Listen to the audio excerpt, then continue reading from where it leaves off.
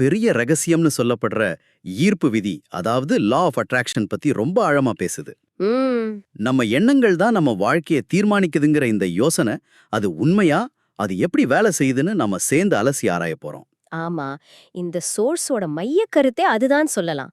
நம்ம கிட்ட ஒரு அபாரமான சக்தி இருக்கு, ஆனா நம்மள பல பேருக்கு அது இருக்கிறதே தெரியாதுன்னு இது சொல்லுது. அப்படியா? ஆமா, நம்ம ஒவ்வொரு எண்ணத்துக்கும் ஒரு காந்த சக்தி இருக்கு. அது ஒரு குறிப்பிட்ட அதிர்வெண்ல, அதாவது ஒரு ஃப்ரீக்வன்சில இயங்குதுன்னு சொல்லுது. அந்த சக்தியை எப்படி சரியா பயன்படுத்துறதுன்னு தான் நாம பார்க்க போறோம். சரி, கேட்கவே ரொம்ப சுவாரஸ்யமா இருக்கு. இந்த கருத்தோட ஆணி வேர்ல இருந்து ஆரம்பிக்கலாம். ஒத்தது ஒத்ததை ஈர்க்கும், அதாவது லைக் அட்ராக்ட்ஸ் லைக்னு பாப் டாயில் சொல்றதா உங்க குறிப்புகள்ல இருக்கு. ஆமா. இது என்ன கொஞ்சம் புதுசா இருக்கே. நாம தான் ஆப்போசிட்ஸ் அட்ராக்ட்னு கேள்விப்பட்டு வளர்ந்தோம் இல்லையா? ஆ அது உறவுகளுக்கு வேணா பொருத்தமா இருக்கலாம். ஆனா இந்த விதி எண்ணங்கள பத்தி பேசுது. ஓ, எண்ணங்களையா? அதேதான். நீங்க ஒரு விஷயத்த பத்தி ஆழமா யோசிக்க ஆரம்பிக்கும்போது, அதே மாதிரியான எண்ணங்கள நீங்களே அறியாம ஈர்க்க ஆரம்பிப்பீங்க. ஒரு உதாரணம் சொல்லுங்களேன். சொல்லப்போனா, காலையில எழுந்ததும் இன்னைக்கு நாள் நல்லாவே இருக்காதுன்னு மனசுல ஒரு சின்ன சோர்வு வந்தா கவனிச்சு பாருங்க. அடுத்தடுத்து வர்ற எண்ணங்கள் எல்லாமே அந்த சோர்வை அதிகப்படுத்துற மாதிரி தான் இருக்கும். ஆமா ஆமா. ஐயோ, இந்த மீட்டிங் இருக்கே, அப்புறம் டிராஃபிக் வேற அதிகமா இருக்குமேன்னு ஒண்ணுக்கொண்டு சங்கிலி மாதிரி தொடர்ந்துட்டே போவோம். எக்ஸாக்ட்லி. இதுதான் ஈர்ப்பு விதி வேலை செய்ய ஆரம்பிக்கிற விதம்னு இந்த சோர்ஸ் சொல்லுது. இது நிஜம்தான். நாம எல்லோருமே இத அனுபவிச்சிருப்போம். சில சமயம் ஒரு பாட்டை கேட்டா நாள் முழுக்க அதே பாட்டு மனசுக்குள்ள ஓடிட்டே இருக்குமே, அது மாதிரி தானே இதுவும். மிகச் சரியான உதாரணம். நாம அந்த பாட்டு மேல கவனத்தை வைக்கிறதுனால அது சம்பந்தப்பட்ட எண்ணங்களை நாமளே ஈர்த்து திரும்ப திரும்ப அதை மனசுக்குள்ள ஓட வைக்கிறோமா? நீங்க சரியா புரிஞ்சுக்கிட்டீங்க. நீங்க அந்த பாட்டுக்கு உங்க முழு கவனத்தையும் குடுக்கும்போது, பிரபஞ்சம் அந்த பாட்ட பத்தின எண்ணங்கள உங்களுக்கு இன்னும் அதிகமா குடுக்குது. இது ஒரு சின்ன விஷயம்தான். ஆனா இந்த விதி எப்படி வேலை செய்யுதுன்னு புரிஞ்சுக்க இது ஒரு நல்ல தொடக்கம். அப்போ நீங்க எதுக்கு உங்க சக்தியையும் கவனத்தையும் கொடுக்கறீங்களோ அது உங்க வாழ்க்கையில விரிவடையும். அதேதான். ஓகே. அப்போ நம்ம எண்ணங்கள் வெறும் யோசனைகள் மட்டும் இல்ல, அதுக்கு ஒரு விதமான சக்தி இருக்குன்னு சொல்றீங்க. நிச்சயமா. உங்க குறிப்புகள்ல ஜான் அசராஃப் நம்மள ஒரு சக்தி வாய்ந்த காந்தம்னு சொல்றாரு. உலகத்துல இருக்கிற எந்த காந்தத்தை விட பெரிய காந்தம் நம்ம கிட்ட இருக்கு, அது நம்ம எண்ணங்கள் வழியா வெளிப்படுதுன்னு சொல்றது கொஞ்சம் மிகையா தெரியல? தடவை கேட்கும்போது அப்படிதான் தோணும். ஆனா அதை இப்படி விளக்குறாங்க. உங்க ஒவ்வொரு எண்ணத்துக்கும் ஒரு அதிர்வெண், அதாவது ஒரு ஃப்ரீக்வன்சி இருக்கு. ம் அத அளவிட முடியும்னு இந்த சோர்ஸ் சொல்லுது. நீங்க கண்ண மூடி உங்களுக்கு ஒரு புது கார் வேணும்னு கற்பனை செய்யும்போது, அந்த கார் உங்ககிட்ட இருந்தா எப்படி உணர்வீங்களோ, ஆமா, அந்த சந்தோஷம். அந்த உணர்வோட ஒரு அதிர்வெண்ண பிரபஞ்சத்துக்கு அனுப்புறீங்க. அந்த அதிர்வெண்ணுக்கு பொருத்தமான விஷயங்கள் காந்தம் மாதிரி உங்களை நோக்கி ஈர்க்கப்படும். புரியுது. இதை இன்னும் எளிமையா விளக்க ஒரு தொலைக்காட்சி கோபுரம், அதாவது டிரான்ஸ்மிஷன் டவர் உதாரணத்தை உங்க குறிப்புகள்ல கொடுத்திருக்கீங்க. ஆமா. ஒரு டிவி ஸ்டேஷன் ஒரு குறிப்பிட்ட ஃப்ரீக்வன்சில நிகழ்ச்சியை ஒலிபரப்புது. நம்ம டிவியில அந்த ஃப்ரீக்வன்சிக்கு டியூன் பண்ணா அந்த நிகழ்ச்சியை பார்க்க முடியுது. வேற நிகழ்ச்சி பார்க்கணும்னா சேனலை மாத்தி வேறொரு ஃப்ரீக்வன்சிக்கு போகணும். அதேதான். இந்த சோர்ஸ் என்ன சொல்லுதுன்னா, நீங்க ஒரு நடமாடும் மனித ஒளிபரப்பு கோபுரம். ஓ, உங்க எண்ணங்கள் ஒரு அதிர்வெண்ணை உருவாக்குது. அந்த அதிர்வெண்ணை நீங்க தொடர்ந்து ஒளிபரப்பிட்டே இருக்கீங்க. அந்த அதிர்வெண்ணுக்கு பொருத்தமான அதே மாதிரியான விஷயங்களை நீங்க ஈர்க்கிறீங்க. அதுதான் உங்க வாழ்க்கையா உங்களுக்கு திரும்ப ஒளிபரப்பாகுது. அப்போ வாழ்க்கையில ஏதாவது பிடிக்கலையா? சேனலை மாத்துங்க. அதாவது எண்ணங்களை மாத்துங்க, அதிர்வெண்ணை மாத்துங்க. சரியா சொன்னீங்க. சார்ல்ஸ் ஹானல் சொன்னதா ஒரு மேற்கோள் இருக்கு. மனசக்தியின் அதிர்வுகள் கண்ணுக்கு தெரியாத அளவுக்கு ரொம்ப நுட்பமானவை. அதனாலதான் அவை மிகவும் சக்தி வாய்ந்தவை. அப்போ இதோட உண்மையான அர்த்தம், மனசுல எதை ஆழமா பாக்குறோமோ அது நம்ம கைக்கு வந்து சேரும்னு பாப் ப்ராக்டர் சொல்றது தானா? ஆமா. கேட்க ரொம்ப எளிமையா இருக்கு. ஆனா நடைமுறையில இது சாத்தியமா? சுருக்கமா சொன்னா, எண்ணங்கள் பொருட்களாகின்றன. அதாவது தாட்ஸ் பிகம் திங்ஸ். இதுதான் இந்த கொள்கையோட சாரம். ம் ஆனா இங்கதான் ஒரு பெரிய சிக்கல் வருது. நம்மள் பெரும்பாலான மக்கள் என்ன செய்றோம்னு இந்த சோர்ஸ் சுட்டி காட்டுது. அத அவங்க வேண்டாம் கொள்ளை நோய், அதாவது டோன்ட் வாண்ட் எபிடமிக்னு சொல்றாங்க. வேண்டாம் கொள்ளை நோயா? அது என்ன? அதாவது மக்கள் தங்களுக்கு என்ன வேணுங்கிறத விட என்ன வேண்டாம்ங்கிறதுல தான் அதிகமா கவனம் செலுத்துறாங்க. ஒரு நிமிஷம், இது ரொம்ப முக்கியமான பாயிண்ட். எனக்கு கடன் வேண்டாம், எனக்கு நோய் வேண்டாம், நான் தோத்துறக்கூடாதுன்னு நாம நினைக்கிறோமே. ஆமா. அதனால நாம விரும்பாத விஷயங்களே நமக்கு திரும்ப திரும்ப நடக்குதா? துல்லியமா. ஈர்ப்பு விதி ஒரு இயற்கையான விதி. அதுக்கு நல்லது கெட்டது வேணும் வேண்டான்னு பாகுபாடு பார்க்க தெரியாது. அது ஒரு ஜெராக்ஸ் மிஷின் மாதிரி. ஜெராக்ஸ் மிஷின் மாதிரியா? ஆமா. நீங்க என்ன குடுக்குறீங்களோ அது அப்படியே நகல் எடுத்து குடுக்கும். நீங்க கடன் மலைய பார்த்து ஐயோ இவ்ளோ கடன் இருக்கேன்னு கவலைப்படும்போது, நீங்க பிரபஞ்சத்துக்கு கடன் அப்படிங்கிற வார்த்தைய ஆழமான உணர்வோட அனுப்புறீங்க. அதனால விளைவு கடன் தொடர்பான சூழல்கள் இன்னும் அதிகமாகும்னு இந்த சோர்ஸ் சொல்லுது. ஈர்ப்பு விதிக்கு வேண்டாம், இல்ல, கூடாத மாதிரியான எதிர்மறை வார்த்தைகள் புரியாதுன்னு உங்க குறிப்புகள்ல இருக்கிறது ரொம்பவே ஆச்சரியமா இருக்கு. அது எப்படி சாத்தியம்? அதுக்கு ஒரு காரணம் இருக்கு. சொல்லுங்க. உதாரணத்துக்கு, இந்த வெள்ளை சட்டையில எதையும் கொட்டிடக்கூடாதுன்னு நான் நினைச்சா, அந்த விதி நான் இந்த சட்டையில ஏதாவது கொட்ட விரும்புகிறேன்னு எடுத்துக்குமா? ஆமா, இந்த சோர்ஸ் அப்படிதான் விளக்குது. அதுக்கு காரணம்? நீங்க கொட்டிடக்கூடாதுன்னு சொல்லும்போது உங்க மனசுல ஒரு படம் ஓடும். ஆமா, நான் கொட்டுற மாதிரி ஒரு படம். அதேதான். அந்த படம் நீங்க சட்டையில எதையோ கொற்ற படமா தான் இருக்கும்.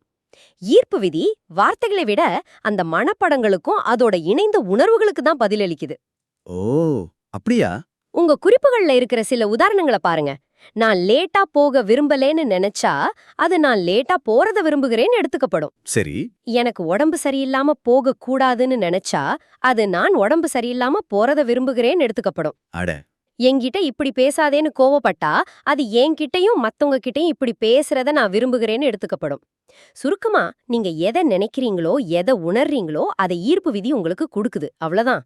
சரி, இந்த தியரி எல்லாம் கேட்க நல்லா தான் இருக்கு. ஆனா இது நிஜ வாழ்க்கையில யாருக்காவது வேலை செஞ்சிருக்கா? வெறும் தத்துவமா இல்லாம ஏதாவது ஒரு உறுதியான உதாரணம் உங்க குறிப்புகள்ல இருக்கா? கண்டிப்பா இருக்கு. பில் ஹாரிஸ்ங்கிற ஒரு ஆசிரியர் அவரோட மாணவர் ராபர்ட்டோட கதையை இதுக்கு ஒரு சிறந்த உதாரணமா பகிர்ந்து கொள்றார். ராபர்ட்டா? ஆமா, ராபர்ட் ஒரு தன்பாலின ஈர்ப்பாளர். அதனாலேயே அவர் வாழ்க்கையில எல்லா இடத்துலயும் பயங்கரமான துன்புறுத்தல்களை சந்திச்சாரு. ஓ, அப்படியா? என்ன மாதிரி துன்புறுத்தல்கள்? அவர் வேலை செஞ்ச இடத்துல சக ஊழியர்கள் அவரை கேலி செஞ்சு ஒதுக்குனாங்க. தெருவுல நடந்து போகும்போது தேவையில்லாம வம்பு கிழித்தாங்க. ம். அவர் ஒரு ஸ்டாண்ட் அப் காமெடியன். மேடையில் அவர் பேசும்போது கூட பார்வையாளர்கள் அவரை அவமானப்படுத்தினாங்க. அவரோட வாழ்க்கை நரகமா இருந்துச்சு. பாவம்தான். அவர் எப்பவும் என்னை யாரும் இப்படி நடத்தக்கூடாது, எனக்கு இந்த மாதிரி கஷ்டம் வேண்டான்னு தான் நினைச்சிட்டு இருந்திருக்கார். சரி, அப்புறம் என்னாச்சு? அவரோட ஆசிரியர் பில் ஹாரிஸ் ராபர்ட் கிட்ட ஒண்ணு தான் சொன்னார். நீ உனக்கு என்ன வேண்டாங்கிறதுல தான் முழு கவனத்தையும் சக்தியும் செலவு செய்யற. ஓ. அதனாலதான் அந்த மாதிரி சூழல்கள் உன்னை தேடி வந்துட்டே இருக்கு. இத மாத்தி உனக்கு என்ன வேணும்னு யோசிக்க ஆரம்பேன்னு சொல்லியிருக்கார். அவர் என்ன செஞ்சார்? ராபர்ட்டுக்கு முதல்ல புரியல, ஆனா முயற்சி செஞ்சார். தனக்கு ஆதரவான சக ஊழியர்கள் வேணும், மக்கள் தன் நகைச்சுவைய ரசிக்கணும், தெருவுல நிம்மதியா நடக்கணும்னு தனக்கு என்ன வேணுமோ அதை மட்டும் கற்பனை செய்ய ஆரம்பிச்சார். இதனால ஏதாவது மாற்றம் வந்துச்சா? நிஜமாவா? வந்தது. அதுவும் வெறும் 6 to 8 வாரத்துக்குள்ள ஒரு அதிசயம் நடந்ததா இந்த சோர்ஸ் சொல்லுது. என்னது, 6 வாரத்திலயா? ஆமா, அவரை துன்புறுத்தின சக ஊழியர்கள் சில பேர் வேலைய விட்டு நின்னுட்டாங்க, சிலர் வேற டிபார்ட்மெண்ட்டுக்கு மாறிட்டாங்க, மிச்சம் இருந்தவங்க அவரை கண்டுக்காம விட்டுட்டாங்க. நம்பவே முடியல. தெருவுல அவரை வம்புக்கு இழுக்கிறது நின்னு போச்சு. மேடையில அவர் நகைச்சுவைக்கு பயங்கரமான கைத்தட்டல் கிடைக்க ஆரம்பிச்சது. அவரோட முழு வாழ்க்கையும் தலைகீழா மாறிடுச்சு. அப்போ அவரு தன் எண்ணெண்ணில மாத்தினதுனால அவரை சுத்தி இருந்த உலகமே மாறிடுச்சு. சரியா சொன்னீங்க. கேட்கவே மெய்ச்சல் இருக்குது. ஆனா இங்க எனக்கு ஒரு சந்தேகம் வருது. கேளுங்க. நம்ம மனசுல ஒரு நாளைக்கு ஆயிரக்கணக்கான எண்ணங்கள் ஓடுது. அதுல எதிர்மறை எண்ணங்களும் வர்றது இயல்புதானே? அப்போ ஒரு கெட்ட எண்ணம் நினைச்சாலே கெட்டது நடந்துருமான்னு மக்கள் பயப்பட மாட்டாங்களா? இது ரொம்ப முக்கியமான நியாயமான கேள்வி. ஆனா அதுக்கு பயப்பட தேவையில்லைன்னு இந்த சோர்ஸ் தெளிவா சொல்லுது. எப்படி? அதுக்கு 2 காரணங்கள் இருக்கு. முதல் காரணம், ஒரு நேர்மறையான எண்ணம் நூற்றுக்கணக்கான எதிர்மறை எண்ணங்களை விட பல மடங்கு சக்தி வாய்ந்தது. ஓ, அப்படியா? ஆமா, அதனால அப்பப்போ வர எதிர்மறை எண்ணங்களை பத்தி கவலைப்பட தேவையில்ல. சரி, 2வது காரணம் என்ன? 2வது காரணம், நம்ம எண்ணங்கள் நினைச்ச அடுத்த கணமே பழிச்சிடுறது இல்ல. பிரபஞ்சம் நமக்கு ஒரு டைம் டிலே, அதாவது ஒரு டைம் கொடுத்திருக்கு. டைம் டிலேயா? ஆமா, இது ஒரு பாதுகாப்பு அம்சம் மாதிரி. ஒரு கெட்ட எண்ணம் வந்தா கூட அது உண்மையா மாறுறதுக்கு முன்னாடி நம்ம அதை கவனிச்சு நம்ம எண்ணத்தை மாத்திக்க நமக்கு நேரம் கிடைக்குது. நாம விரும்புற விஷயங்கள் மேல நம்ம கவனத்தை திருப்பி ஒரு புது தேர்வு செய்ய இந்த காலதாமதம் நமக்கு உதவுது.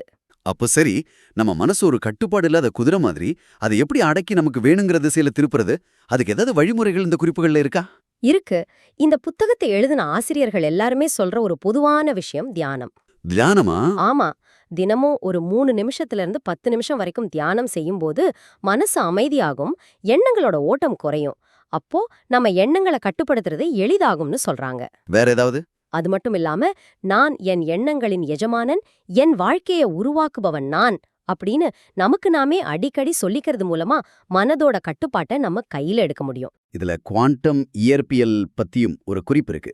டாக்டர் ஃப்ரெட் ஆலன் வுல்ஃப் பிரபஞ்சம் மனம் இல்லாம இருக்க முடியாது, மேலும் மனம்தான் அது உணரும் விஷயத்தை உண்மையில் வடிவமைக்கிறதுன்னு சொல்றதா இருக்கு. ஆமா. இது கொஞ்சம் ஆழமான விஷயமாச்சே.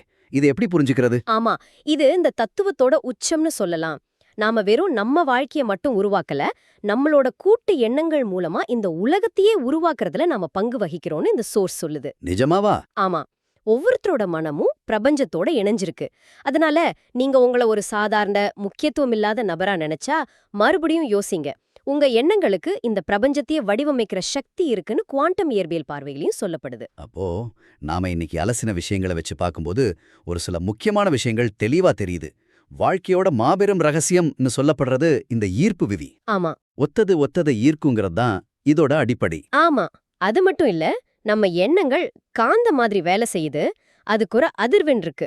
நாம ஒவ்வொருத்தரும் ஒரு மனித ஒளிபரப்பு கோபுரம் மாதிரி. நம்ம எண்ணங்கள் மூலமா ஒரு சிக்னலை அனுப்பி அதுக்கேத்த வாழ்க்கையை திரும்ப பெறுகிறோம். சரியா சொன்னீங்க.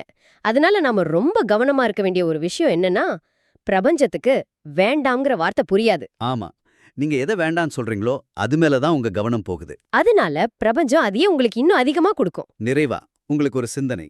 இந்த சோர்ஸ் சொல்ற ஒரு விஷயம் சிலருக்கு ஜீரணிக்க கஷ்டமா இருக்கலாம். உங்க வாழ்க்கையில இப்போ இருக்கிற நல்லது கெட்டது, நீங்க சந்தோஷப்படுற விஷயங்கள், நீங்க புகார் சொல்ற விஷயங்கள் உட்பட எல்லாத்தையும் நீங்க தான் ஈர்த்தீங்க. ம் இதை ஏத்துக்கிறது ரொம்ப சவாலான விஷயம். இப்போ உங்க முன்னாடி ஒரு தேர்வு இருக்கு. வாழ்க்கைங்கிறது நம்ம கட்டுப்பாட்டுல இல்ல, அது அதிர்ஷ்டத்தை பொறுத்தது. எப்போ வேணாலும் கெட்டது நடக்கலாம்னு நம்ப போறீங்களா? இல்ல. இல்ல, உங்க வாழ்க்கை உங்க கையில தான் இருக்கு. உங்க எதிர்காலத்தை உருவாக்குற சக்தி உங்க எண்ணங்களுக்கு இருக்குன்னு நம்ப போறீங்களா? டாக்டர் ஜோ விட்டால சொல்ற மாதிரி நீங்க உங்க வாழ்க்கையோட மைக்கேல் ஆஞ்சலோ. நீங்க செதுக்கிற டேவிட் சிலை நீங்க தான். இந்த ஒரு மாபெரும் பொறுப்பை ஏத்துக்கிட்டா உங்க வாழ்க்கையை எப்படிப்பட்ட ஒரு தலைசிறந்த படைப்பா செதுக்குவீங்க? யோசிச்சு பாருங்க.